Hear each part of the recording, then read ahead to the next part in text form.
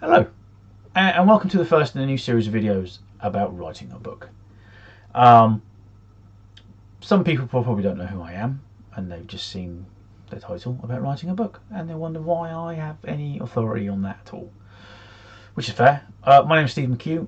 I am the author of the Hellucan Chronicles, Avalon Chronicles, Rebellion Chronicles, Antiquity Chronicles, Black Coat, a standalone science fiction book, and the upcoming Riftborn series. The first book, The Last Raven, is out in November. My books are bestsellers all over the world, and I've sold well in excess of 1 million copies. I don't know how many more because it's a weird thing to keep track of all the time. So yes, I get asked a lot about writing, a lot, and thought that I would do a little video, or a series of videos, because I'm about to start writing a book. Now would be a good time to do this, to go through week by week and explain what I'm doing and why I'm doing it. This week, though, isn't actually about writing, which I know it's writing a book, but this isn't about writing. This is about the preparation of writing and what I use when I'm writing. They kind of merge together. So that's kind of what this week is about. There are lots of authors out there who will tell you different things, because what works for them won't work for me, and vice versa. When you first start out, there's a lot of trial and error and trying to figure out what actually works for you as an author, and how you write, and how you best convey the story you have in your head. Are you a plotter or a pantser? Plotting is exactly what it sounds like. You plot the book out and then you write to that plot. Pantser is kind of exactly what that says too. You don't plot the book out. You just sit and write, and whatever happens happens. Most authors will fall between the two. Very few authors are 100% pantser or 100% plotter. They will take and do what works for them, and hopefully this will help you find stuff that works for you. And if it doesn't, it works for me. So that's nice. Right. So anyone who's never seen one of my videos before, I do waffle, and also I have a tendency to go on a tangent and forget what I'm talking about. So this is going to be great. Yeah. I have made notes though, because I've done it without making notes, and no one wants to listen to that. The first thing, actually, in that I would suggest you get is a notebook. Now, there are a few things here. Number one, not all notebooks are created equal. Some are brilliant, and some are dreadful. And personally, I would want a notebook that has fountain pen usable paper, and they're very difficult to find in reusable, just non-reusable notebooks, just ones you pick up. I had a notebook for every single book that I wrote, and then a bunch of others that people would buy me or I would pick up, until I was ridiculously inundated with notebooks. A couple of years ago, my wife got me a refillable even notebook. There are many companies out there that do this. This particular one is mine. This is not an advert for this company, but this particular one is by a company called William Hanna. They make notebooks. They make excellent notebooks. A couple of things that I like about this particular one is, number one, the paper is fountain pen proof. It doesn't bleed, it doesn't thread or anything else. It's great. Number two, they're actually little ring binders. You can see just there. You can take the paper out, and then you can put them into a little ring bind. I've got one up here actually. Saying that, yeah. See. So all your notes for one book can be in one place. I love my in my notebook. I actually have a smaller one as well. This one gets thrown into a bag. I've usually got a notebook wherever I go. And I keep one with me when I'm writing, because if I think of something, I can jot it down. I don't do all of my world building in a notebook, because it would suck. I want to get to that in a minute. But yes, notebooks. Find what works for you.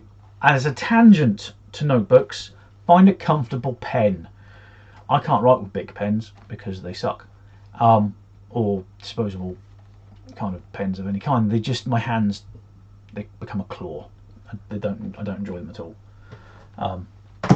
Suck is the harsh word. They're not very expensive, and they're not for me. I use fountain pens. Not exclusively. I also have this is a retro, I think retro 51, rollerball, and that you can't see because the light is coming off of it. It's very nice, but mostly I use fountain pens. This is a Parker Duofold, and I have a Diplomat Aero, which looks like a airship, and a Cross Star Wars pen, which looks like Darth Vader. And I have a bunch of pens, and I usually put a different ink in every single pen, and then I can make notes about books, about characters, about whatever, writing in different inks so that I can distinguish what is what, and if I change stuff around I can go back and cross things out with one colour and change it and stuff. They're brilliant. I would highly recommend. You don't have to use fountain pens, you could use a crayon if that makes you happy, but I would recommend a couple of different colours just so you can distinguish bits, and it's a bit easier on the eye when things are in slightly different colours for different topics in a book, from my point of view. So notebooks, really helpful. Would never go anywhere without one, I don't think. I've always usually got one on me, thrown in a bag, as I say, and they're very helpful. Because I don't want to take a laptop with me everywhere I go, or a tablet or anything like that. So notebook, and I've got this in my hand. I'm going to fling across the room if I keep doing that. Anyway, yes, the next thing that I would suggest strongly, actually, because I use this exclusively now, is Excel. Now I know that might sound weird because you're writing a book, but I found Excel is almost a necessary part of my writing. You could use numbers, or you could probably use Access if you really wanted to, but I find Excel much easier. And the reason being is that's where all my world building goes. If all my character information, what they look like, who they are, where they come from, whether or not they're dead at the end of the book, stuff like that. But not just that. For example, the one behind, I'm not going to show you because I don't want to spoil it. The one behind the screen that I'm looking at is for the science fiction series that I'm writing. And for every single thing that I need a tab for, there are different tabs. So at the moment there's tabs for ranged weapons, projectiles, bladed weapons, armour, armoured weapons, ships, tech, synths, plants, animals, cities, organisations, planets, characters, species. Every single tab will have relevant information. So for example, if I go to ranged weapon, it has the name and then what it does. If I go to where's a good one? Cities. It has the name of the city, the planet that it's in, notable information about the city, and then any people, characters who live in that city. The same with planets. What does it look like? Where is it? What system is it in? What species live there? And then with characters, you do name and age and species and notes about where they are and where they come from and all the rest of it. Completely 100% need it to write a book. It is necessary so that I don't forget anything or change things halfway through a series, and B, it just makes my life easier. I can, for example, in the characters tab, I can have it so that everything is in alphabetical order of name to make sure that there are no names that look similar to one another or sound similar to one another or whatever. I find that utterly necessary. I have to have that. There's no, you can look through and at a glance you can see I've used a lot of characters who all have the same first letter. Maybe I should move some things around. It's brilliant. I love it. I highly recommend Excel.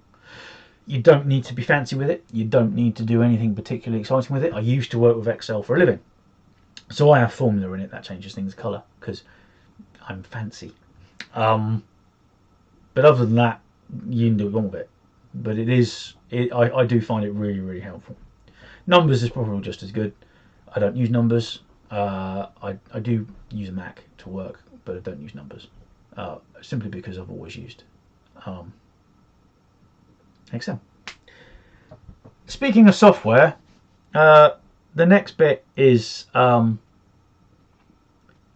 much up to you, and everyone will have their own preference, a bit like with Excel, and that's Word. Word, Pages, Google Documents. I use Scrivener. I also use Word, and I'll tell you why. Number one, most publishers really like everything in Word. That's it. They just do. They like everything in Word.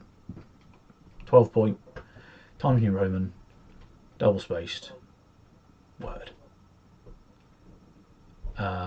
So I always put everything in Word before I send it to them, and I usually do my edits in Word because you can track edits and you can do, and I know you can do those in Pages, and I know you can do those in other things. But if your publisher likes it in Word, just do it in Word. From my point of view, it's just easier. But I write in Scrivener, and I write in Scrivener for two reasons. Number one, you can literally put it by chapter. So you will, in Scrivener, if you don't know what Scrivener looks like, it looks a lot like a Word document, but on the side is like a tree going down, and you can put a folder for every chapter, and then another bit underneath it for however many scenes or whatever you want to do. And I usually do a folder for every chapter in the book, and that way, if there's anything that I need to delete or move around, it's much easier to just drag and drop, move them between, as opposed to searching Word for things. Pardon me again. So yeah, I use Scrivener. Scrivener, I will 100% admit, is a bit of it's not the most user-friendly, beginner-friendly, should I say, thing in the world. It takes time to figure out how to work things, but when you do, it's great. So I use Scrivener. I use that for every book I've ever written, apart from maybe the first one. I've used Scrivener.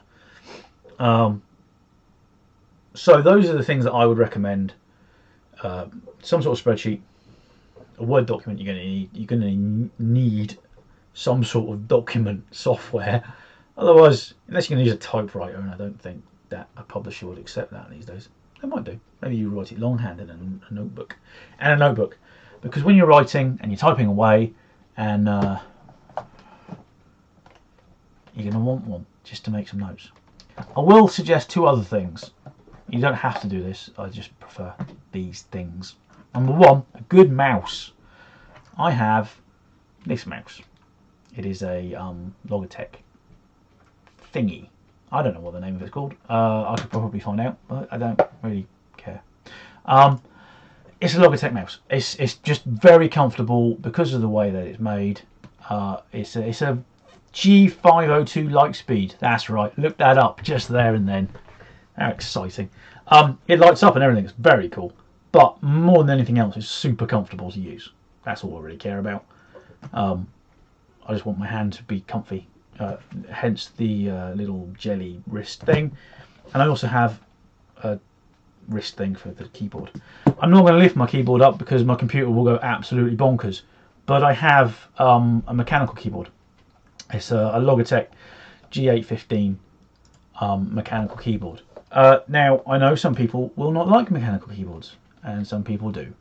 And I cannot recommend a mechanical keyboard enough in terms of just typing. It's so much more comfortable than just a regular keyboard. However, whatever you are comfortable using, you are going to be writing 100,000 words ish of a novel with this, and editing, etc., etc., etc. So yeah, get a keyboard that you're comfortable. Get a what the hell are these, wrist protector thingy for your keyboard, so that you're not going to get in pain. These are things that you don't really think about until you're like writing 5 hours a day, and all of a sudden your hands hurt and your fingers hurt. And yeah, I would very much recommend a really good keyboard. You don't have to spend a lot of money at all, or on the mouse.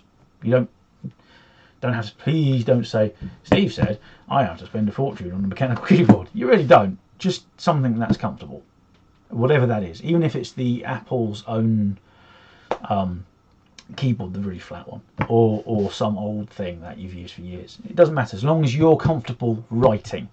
And the same goes with a chair. I don't know what the make of this chair is because I don't know, but I think it's called a Newton.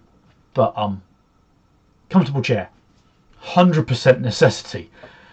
Cannot stress enough how much you need a comfortable chair to write a book.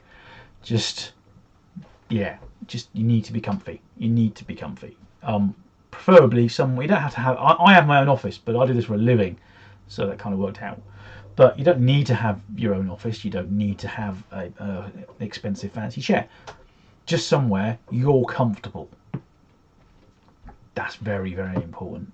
My first book was written in an armchair at a desk in an alcove in our front room in our old house. My second book was written at the dining room table, I believe, because the alcove sucked. And so yeah, find somewhere comfortable and get a comfortable chair, nice keyboard that you are comfortable using, and a comfy mouse. And really do recommend wrist gel things. They just it just keeps the tension off your hands and wrists and things.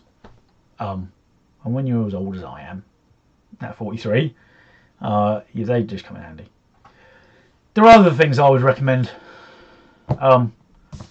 Bits of paper, just to doodle and jot things down. That you don't want to put into a notebook because you know you're just going to remove it and throw it away. Just I'll just jot that down quickly. Always have little bits of paper. The other thing that I would recommend, and things might not be for you, but write somewhere where you feel happy to write. I have an office, and my office is full of toys and board games, and there's more toys here, and there's some more toys there, and then I have a cabinet of toys and graphic novels and all sorts of stuff. And I feel very at ease in here. And I'm not suggesting that you have to have your own office and fill it with toys, but I do feel like this is my little geeky retreat to write. And I do find that right here is my bearded dragon Kaiju, and so he's kind of my company in my office. But this is a comfortable place for me. My first book in the alcove was less comfortable, and I would not recommend doing it just because you have nowhere else. If you have nowhere else, then you have to make do with what you've got. But yeah, find somewhere that is comfortable for you to write, that you like, even if that's a coffee shop or on an airplane or a train or whatever. But somewhere that you can sit and just kind of into the book.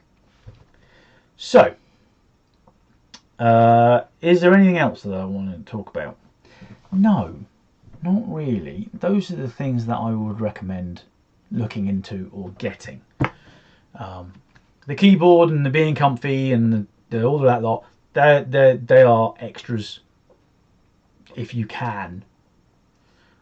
But I don't think it is necessary to have a nice keyboard that you are comfortable reading, using. Because if you have a keyboard you hate and it just sucks, it's going to suck the life out of the fact you've got to sit there and type it. If you have a chair that is uncomfortable, then I guarantee you're not going to want to sit in it and write. So these are things which are quality of life stuff, which kind of I didn't have from my first book, and I definitely wish I had since then.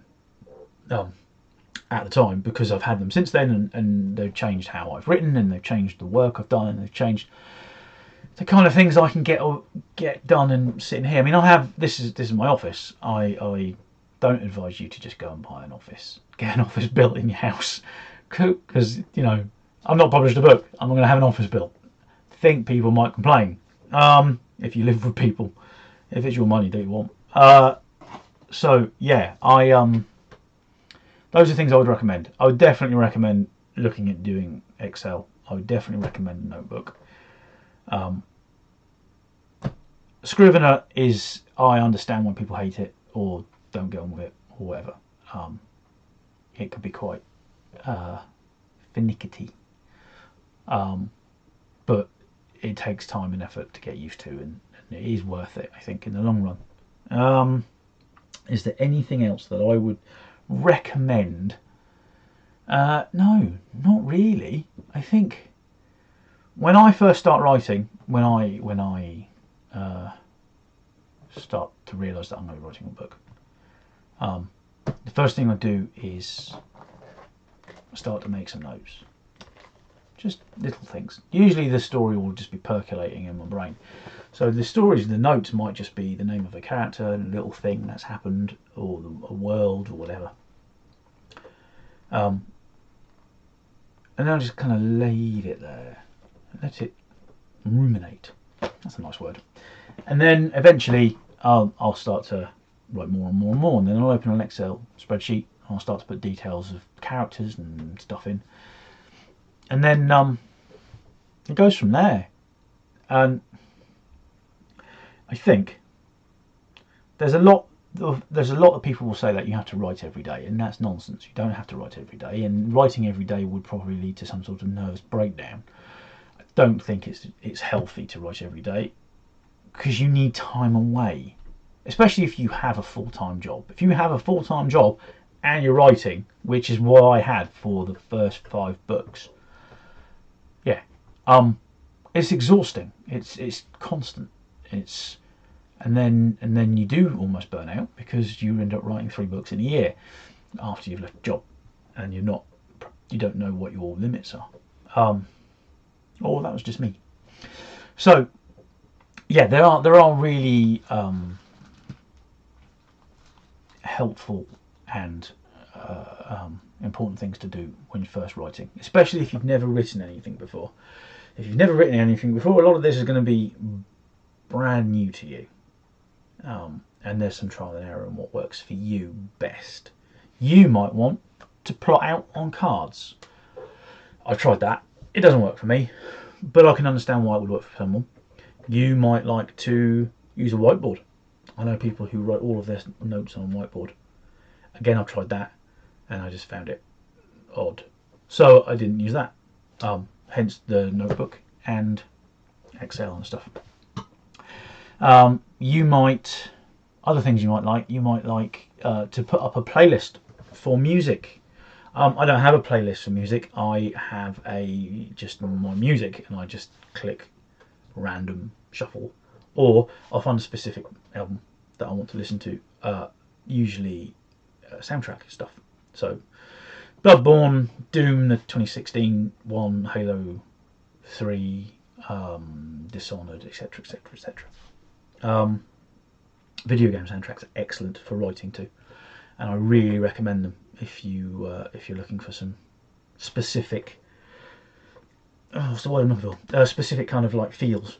If you need to get in your head, and you want something like Bloodborne, for example, is brilliant if you're writing something scary or foreboding or frightening or just a tense thing. Whereas Doom is great if you want to write something where someone's head gets ripped off. But I think that's it. I think I've said everything I can think of to say. If you have any questions, please put them below. Please do like and subscribe if I was even remotely useful.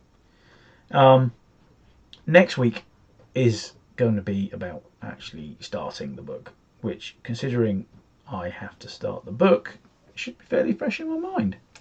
And then hopefully the week after will be, I don't know, writing the first few chapters or whatever, depending on how much I've got done. But yes, writing is brilliant. Can't recommend it enough. Writing a book is wonderful. Being an author is wonderful.